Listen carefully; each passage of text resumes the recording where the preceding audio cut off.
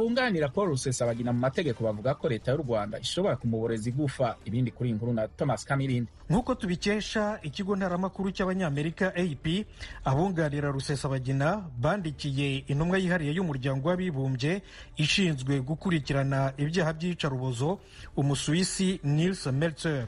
Bamubwira ko leta y'u Rwanda yangiye Rusesabagina kubonana cyangwa kuvugana n'abanyamategeko no gusurwa n'umuryango we n'abadiplomate.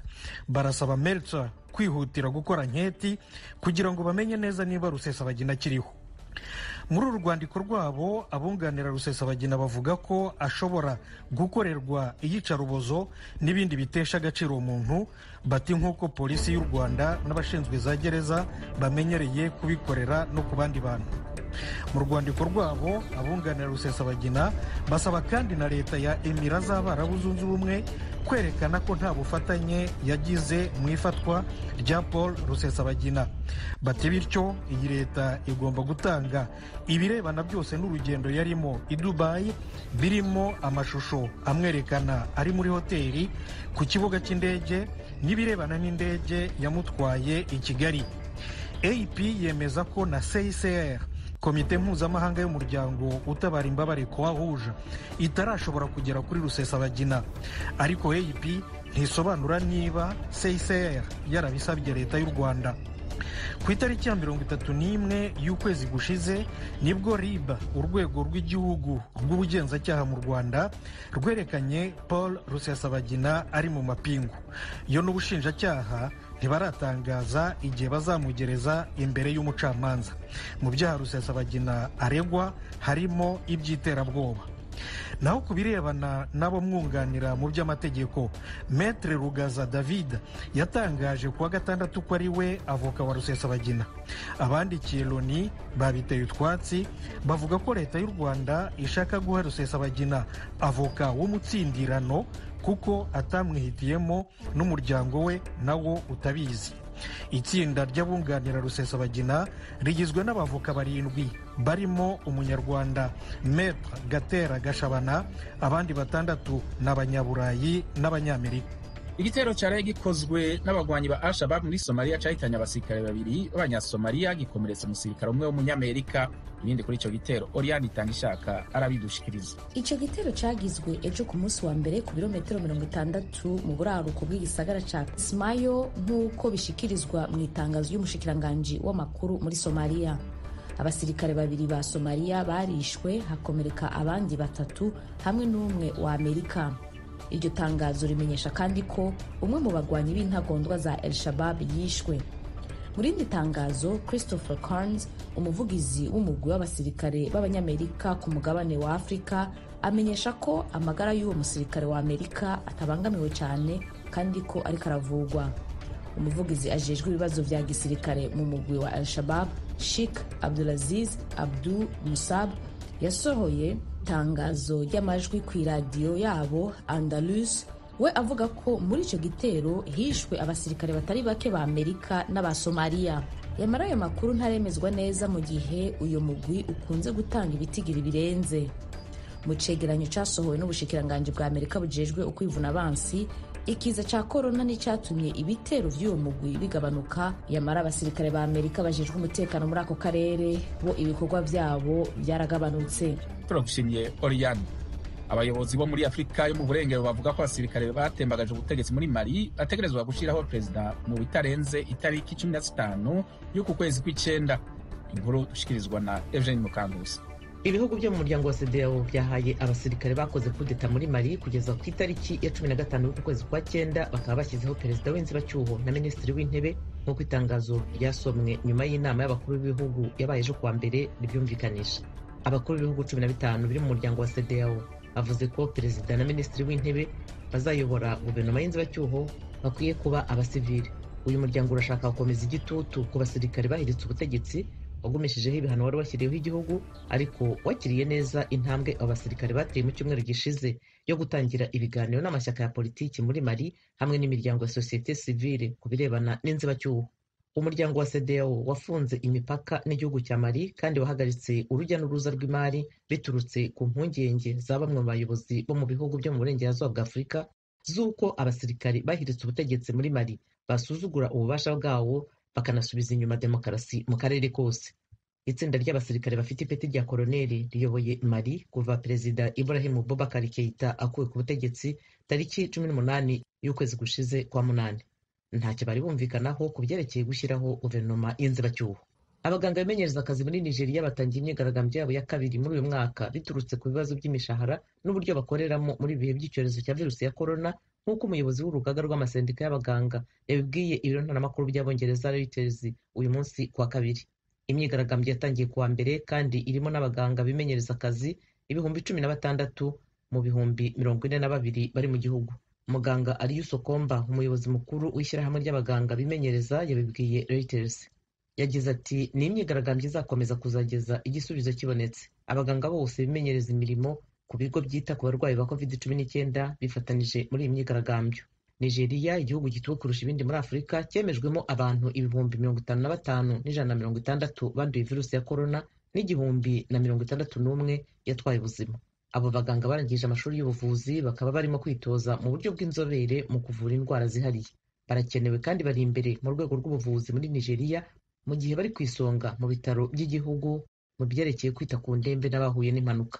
Abo baganga bakoze imyigaragambyo mu kwezi kwa gatandatu basaba kurushaho gufatwa neza mu murimo wabo no guhabwa ibikoresho byo kubarinda mu rugamba bahanganyemo na virusi ya corona. Mu byo bakomeje gusaba harimo ubwishingizi bw'ubuzima n'inyongera ku mushahara kubera akazi bakora gashobora kubakurura amakuba. Sokomba avuga ko urugaga rw'amashyirahamwe y'abaganga ruteganya ejo kubonana na Minisitiri w'Umurimo Chris Ngige, kandi yizeye ko bazabasha gukemura ikibazo imyigaragambyo ikabona guhagarara nk'uko Ngige yari yahamagariye abaganga kuyihagarika. Umunyapolitiki akomeye atavuga rumwe na leta muri Belarus, Maria Kolesnikova, yatawe mu mvuto inyuma y'uko agerageje kwinjira mu gihugu ca Ukraine.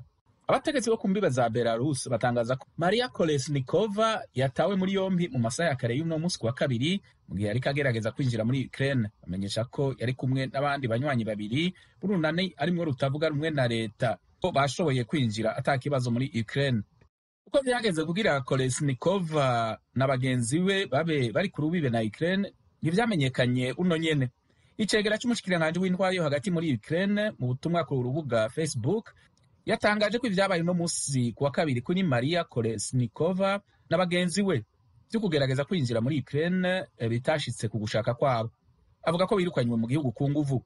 Ku munsi wa mbere Ubudagi n'Ubwongereza vyasavye perezida wa Belarus Alexander Lukashenko kumenyeshaho Kolesnikova ari inyuma yo kwara amakuru avuze ko yafashwe n'abantu batamenyekanye ku mugwa mukuru Minsk. Kolesnikova yari mu bapfasoni batatu bari basigaye bakiri mu gihugu, bari bagiye hamwe mu runani rwo batavuga rumwe na leta kugira bagerageze gutsinda Lukashenko mu matora yabaye ku itariki 9 y'ukwezi k'umunani. Amakuru yo mu karere k'ibiyaga binini, umugambwe wa Dalfa umurinzi utavuga rumwe n'ubutegetsi bw'u Rwanda kandi ukorera mu gihugu utangaza ko umuvugizi wawo Yohani Mahoro yahagaritswe ku mirimo yiwe kandi umushimira ukwitanga kwiwe. Avugana n'ijwi rya Amerika, Yohani Mahoro yasobanuye ko yavuye ku buvugizi bwa Dalfa umurinzi kubera impamvu z'umutekano wiwe.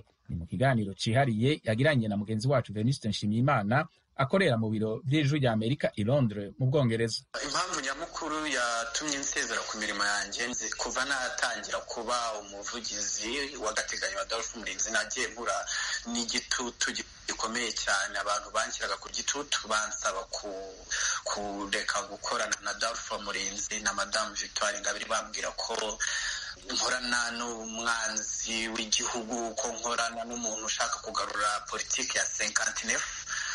Bakangira ku gitutu cyane nubwo marezime ibyo ngibyo bitari ukuri. Yohani Mahoro, fata akanya usobanure neza abo bantu bagushyiragaho inkeke ni bande? Byonyine wajya mu binyamakuru byandikwaga kuri za Twitter ugashyiraho Farije, akarere ka Ngororero kandikiye Farije ko navanwa ku rutonde rw'abagenerwabikorwa, nakurikirwaga ahantu hose narindi, so n'inshuti ziranyitaza n'abavandimwe, donc byari situation ingoye cyane, bikaba byaransabaga gufata umwanya wo kuba ndetse izo nshingano kuko byari bigoye gukora ako kazi n'icyo gitutu. Aho naho ntabwo mpumvise. Farije ijite mu mirimo yawe, uri umucikacumu? Yego, ndi umucikacumu wa jenoside yakorewe Abatutsi mu 1994. nkaba rwose n'amashuri yanjye narayarihiriwe guhera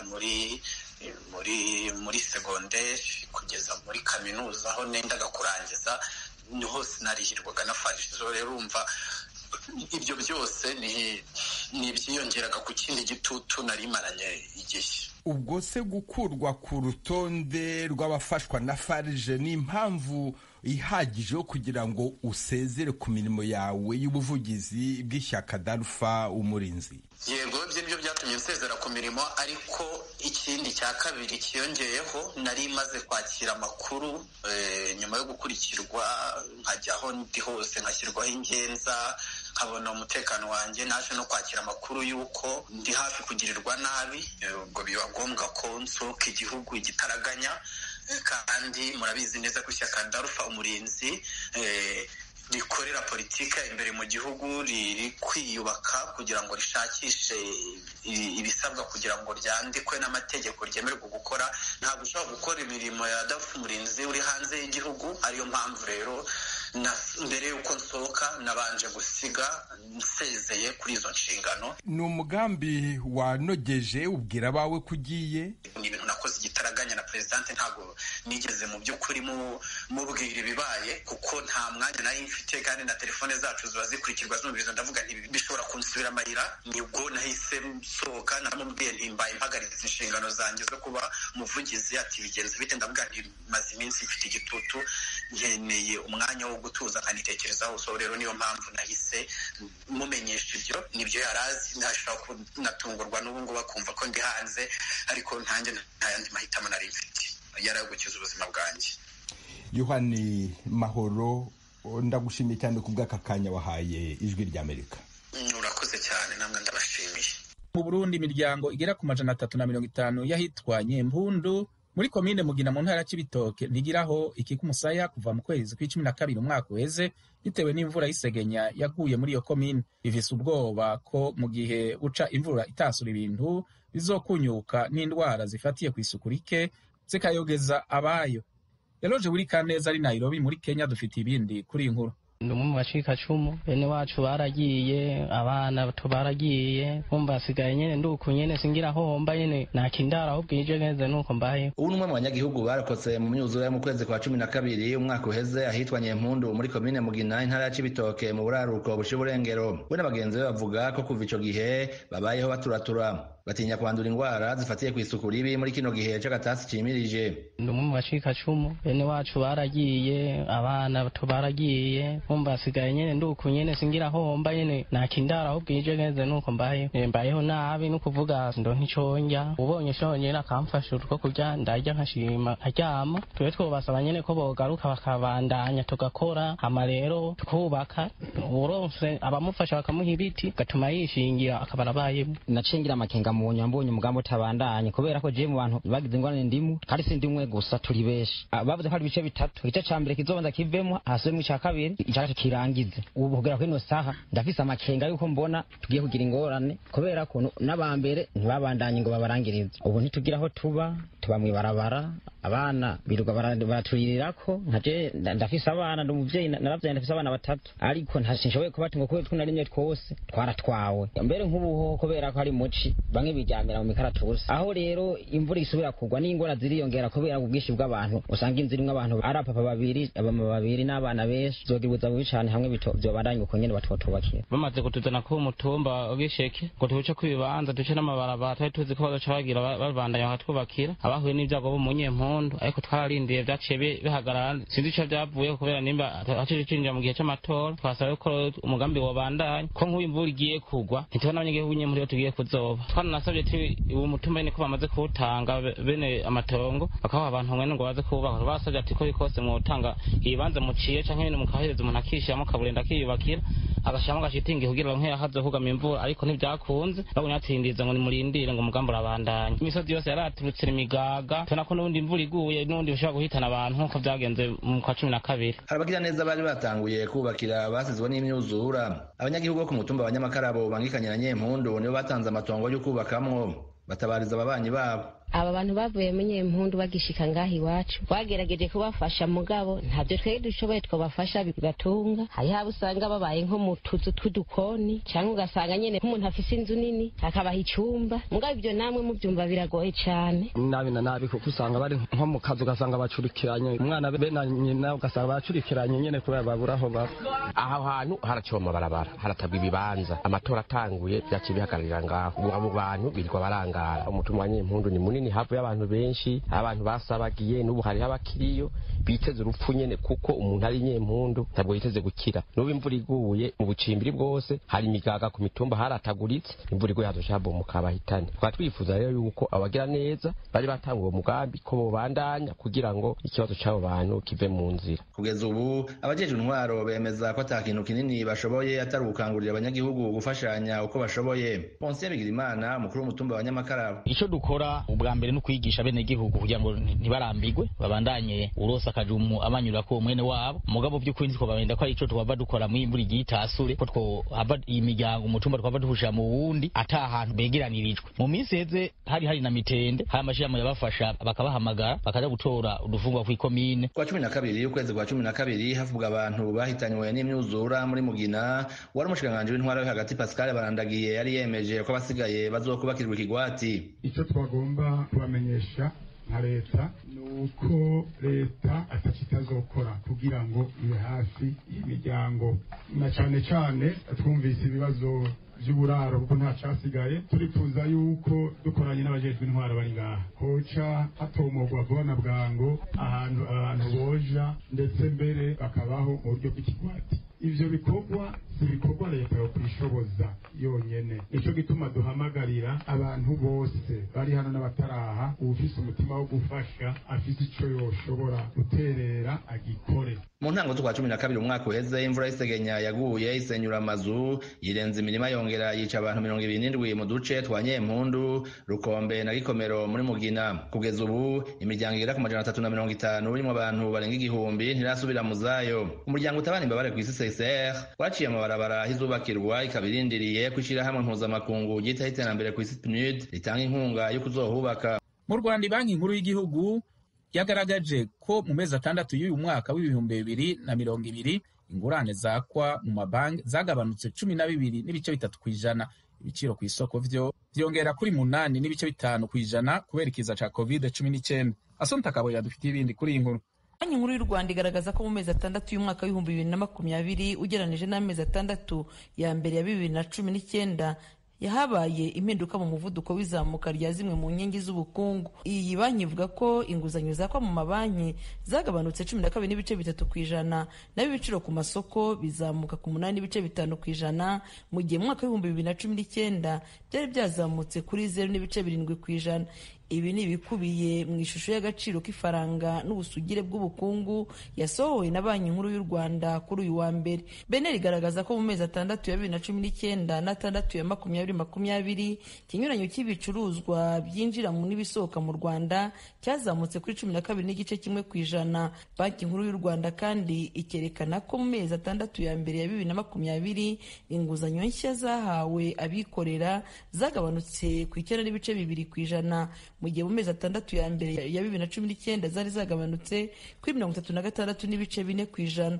Ivuga kandi ko kwaka inguzanyo nabyo byagabanutse kuri 12.3% kuko byavuye kuri miliyari 568.8 mu mafaranga y'u Rwanda yasabwe mu mezi 6 ya mbere ya 2019 bikagera kuri miliyari 648.6 mu mezi 6 ya mbere ya 2020. Visi Guverineri wa Banki Nkuru y'Igihugu Monique Nsanzabaganwa yabwiye radiyo Ijwi ry'Amerika zimwe mu mpamvu zatumye abantu batitabira kwaka inguzanyo nk'uko byari bisanzwe. Bisobanura yuko nta kibazo cyari kiri mu mabanki cyangwa se ku rwego rw'abantu, amafaranga yari agihari yakomeje kwiyongera muri systeme, ariko noneho wenda batari kuyazunguza ngo bayatangemo inguzanyo kubera nyine ko habayeho deceleration activité économique, ariko amafaranga yaba ahari. Ntabwo inguzanyo zagabanutse kubera kubura amafaranga. Uzi ko twanashyizeho na fond ya BNR ivuga ngo banke nugira ikibazo icyo ari cyo cyose kubera iki kibazo cyavutse cya covid ntuwumva ufite impungenge uze turaguha finansema ya ntuza ya last resort, ariko nta banke zigeze ziba. Beneri isobanura ko kuba ubucuruzi bwarasubiye inyuma byatumye n'amafaranga abikwa muri banki yiyongera kuko yazamutse kuri 17.8% mu gihe mu mezi 6 ya mbere ya 2019 yari yazamutse kuri 13.2%. Beneri gasobanura ko ibiciro ku masoko byazamutse ku 8.5% mu gihe mu mezi 6 ya mbere ya 2019 byari byazamutse kuri 7.7%. Abakora ubucuruzi buciriritse bakemeza ko kuzanzamuka bizabagora mu gihe basabwa gukora ari 50% kandi bagafunga kare ngo babone uko bataha. Ubushobozi ntabwo bitewe n'uko n'imikorere impera kuko imikorere yapfuye y'abantu benshi, niba nta kazi kariho nakabonetse kagakorwa amasaha 2. Ingaruka zatugezeho kuko ntabwo tukigira abakiriya nka kera, bagabanyije nyine nombre y'abantu, n'ubu ngubu biragoye kabisa. Natwe turi kwibaza, ntabwo tubizi uko biza kugenda, ariko kuko nkanjye ndi umutayeri tuvuga ngo umunsi turakora ejo tugasiba dukora mu mashini, urumva ntabwo bigenda neza. Imisoro kwishyura amazu biba bitugoye cyane nyine. Dore tugikora neza igihe no mu kwezi rwose hari n'igihe ngize kubona akazi bampa 2,500 mu kwezi ndayanga bitewe ko nabaga ninjiza rwose pe na 300 umuntu akayabona narengaho tukiyabona. Madamu Monica Nsanzabaganwa wungirije umuyobozi w'iyi banki agasobanura ko icyorezo cya virusi ya corona cyatumye abacuruzi bamwe batakaza akazi kabo, abandi bakazana ibicuruzwa bahenzwe bigatuma ababasha kubigura ari mbarwa. Uyu muyobozi nawe yemera ko ingamba zafashwe mu guhangana na COVID-19 zirimo izo kugabanya amasaha y'akazi ndetse n'umubare w'abahurira mu isoko bizagira ingaruka ku bukungu. Ibyo byo ntabwo byabura kugira ingaruka kuko umusaruro unajyana n'igihe washyizemo n'abantu washyizemo kugira ngo bawukore. Ibyo birumvikana, ni nayo mpamvu igihugu mwari mumenyereye ko kigira ubukungu buzamuka hafi 10%.